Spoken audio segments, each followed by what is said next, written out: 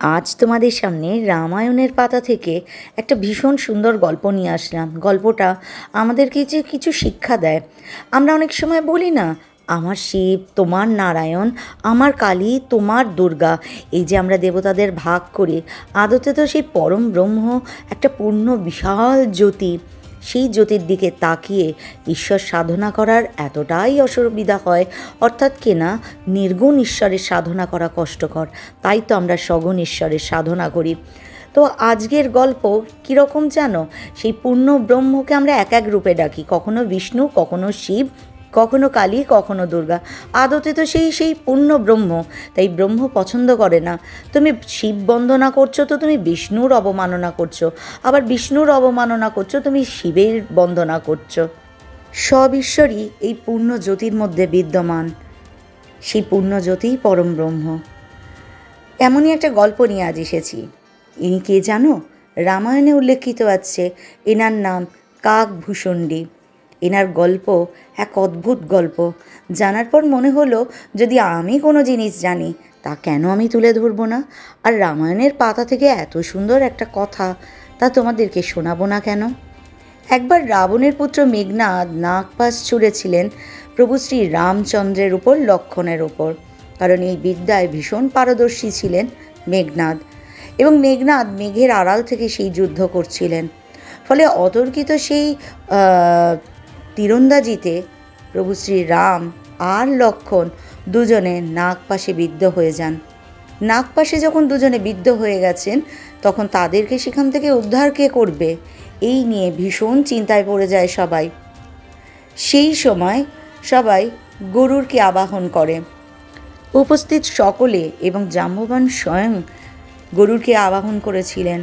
তিনি যেন প্রকট হন প্রভু শ্রী রামচন্দ্রকে এই নাগপাশ থেকে উদ্ধার করবার জন্য। গরুরের সেই মুহূর্তে অনেক দ্বিধাদ্বন্দ্ব লেগেছিল, সেই গল্পে পরে আসি। তার আগে বলি, গরুর তার ওই ক্ষমতা দিয়েই প্রভু শ্রী রামচন্দ্র আর লক্ষ্মণকে নাগপাশ থেকে উদ্ধার করেছিলেন। উদ্ধার করার পর গরুরের মনের মধ্যে এক সন্ধিহান এসেছিল। সেটা হচ্ছে, প্রভু শ্রী রাম যদি নারায়ণের অবতার হন, তাহলে কেন নাগপাশ থেকে নিজেকে রক্ষা করতে পারলেন না? তাহলে তিনি কি সত্যি ভগবানের অবতার, মানে শ্রী বিষ্ণুর অংশ, নাকি তিনি শুধু সামান্য একজন মনুষ্য? তার এই প্রশ্ন তার মধ্যে এক আলোড়ন তুলে দিয়েছিল। এই প্রশ্ন নিয়ে সর্বপ্রথম যখন তিনি দ্বিধার মধ্যে আচ্ছন্ন, তখন তিনি নারদের কাছে যান। নারদ তার প্রশ্ন শোনা মাত্র তিনি বলেন, এই উত্তর আমার কাছে নেই, স্বয়ং ব্রহ্মদেবের কাছে যাও। ব্রহ্মার কাছে গিয়ে যখন উপস্থিত হয়, তখন কিন্তু ব্রহ্মদেব বলেছিলেন, এই উত্তর আমার কাছেও নেই। এই উত্তর জানতে হলে স্বয়ং দেবাদিদেবের কাছে পৌঁছাতে হবে। এরপর গরুর স্বয়ং ভগবান মহাদেবের কাছে গিয়ে পৌঁছান।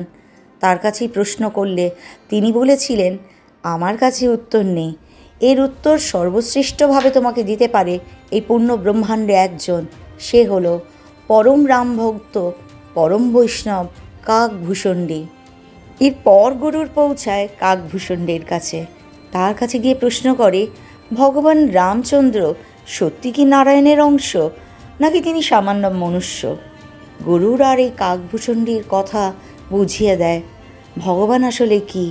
সর্বশক্তিমান পরম ব্রহ্ম, পূর্ণ জ্যোতি, নির্গুণ। তাকে সগুণের আধার বা বোঝার সুবিধার্থে হয়তো আমরা নানা রূপ দিয়েছি, আদতে তিনি নির্গুণ পরম ব্রহ্ম, সর্বশক্তিমান। তাই কেউ ছোট কেউ বড় হয় না। তখন কাকভূষণ্ডী বলেন, তিনি প্রথমে একটি খুব সুখী পরিবারের অংশ ছিলেন। বাবা, মা, ভাই, বোন সব নিয়ে তারা খুব আনন্দে ছিল। একবার তাদের রাজ্যে ভীষণ দুর্ভিক্ষ হয়। দুর্ভিক্ষে সে তার পরিবারের সবাইকে হারায়। গ্রাম যেন প্রায় উজাড় হয়ে যায়। তখন তার কাছে যতটুকু খাদ্য ছিল সব নিয়ে কাকভূষণ্ডী অবন্তিকা নগরে চলে আসে। অবন্তিকায় এসে, যেটা এখন বর্তমানে উজ্জয়ন, এখানে আসার পর তিনি নানাভাবে ঘুরতে থাকেন। এই সময় এক সাধুর সংস্পর্শে তিনি আসেন। তিনি ছিলেন পরম শৈব। নতুন জায়গা, নতুন পরিবেশ, কিভাবে সে দিন কাটাবে সে যখন কোনো কিছু ভেবে উঠতে পারে না, সেই সময় তিনি ওই সাধুর শরণাপন্ন হন, তারই আশ্রয় নেন। সাধুর আশ্রয়ে থাকতেন আর মন্দিরে দেবাদিদেবের আরাধনা করতেন। ওনার গুরু খুব সুন্দর কথা শোনাতেন, প্রচুর মানুষ আসতো কথা শুনতে। গুরুদেবেরটা শুনে শুনে একদিন সেও শিখে গেছিল। কখনো গুরুদেব না থাকলে সে কথা শোনাতো মানুষকে, সবাই তার প্রশংসা করত যে খুব সুন্দর সে গুরুদেবের মতো কথা শোনাতে জানে। এতে তার ভিতরের অহংকার এত বেড়ে গেছিল, একদিন সে যখন কথা শোনাচ্ছিল সেই সময় গুরুদেব মন্দিরে আসে। উঠে দাঁড়িয়ে গুরুদেবকে নমন জানানোর প্রয়োজনটুকু বোধ করেনি। এরপর গুরুদেব মন্দিরে গিয়ে যখন দেবাদিদেবের আরাধনা করেন সেই সময় সে কিন্তু সেখানে পৌঁছায়নি।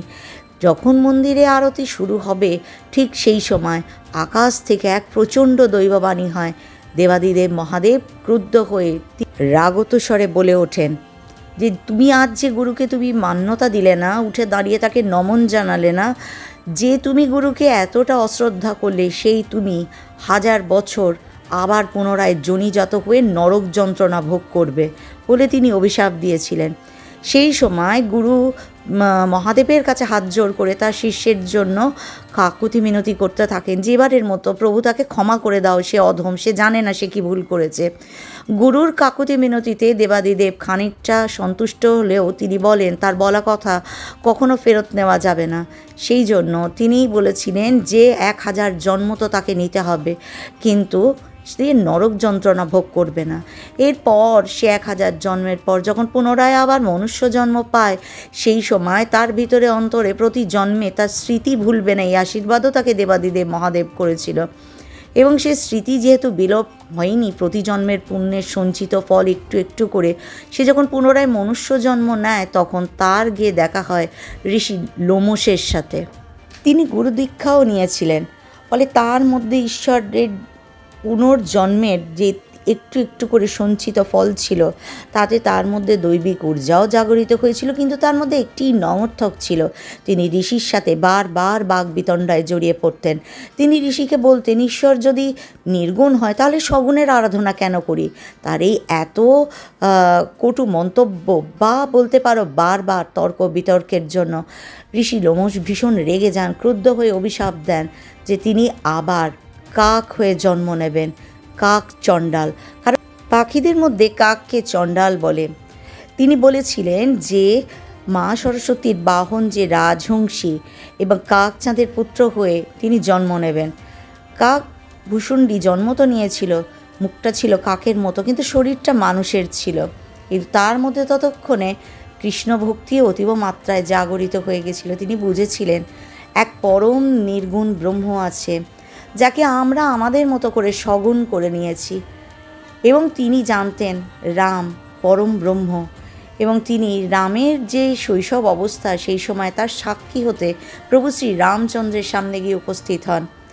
এবং তার মনে হয়েছিল রামচন্দ্র হয়তো ছোট্ট কোনো মনুষ্য বালক, কিন্তু একদিন প্রভু কাকভূষণ্ডীকে মুখ খুলে যখন দেখান তখন প্রভুর মুখের মধ্যে পূর্ণ ব্রহ্মকে তিনি দেখতে পান।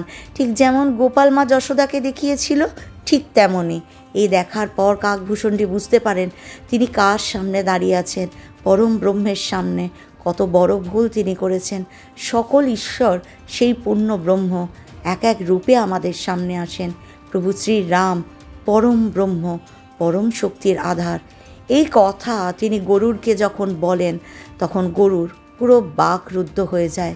সেই জন্যই আমি বলছিলাম আজকের গল্প একটা আলাদা মানে আনে, যে হর সেই হরি, দুজনের মধ্যে কোনো ফারাক নেই, তারা দুজনেই পূর্ণ ব্রহ্ম, শুধু আমাদের সুবিধার্থে এক এক রূপ ধারণ করেছেন।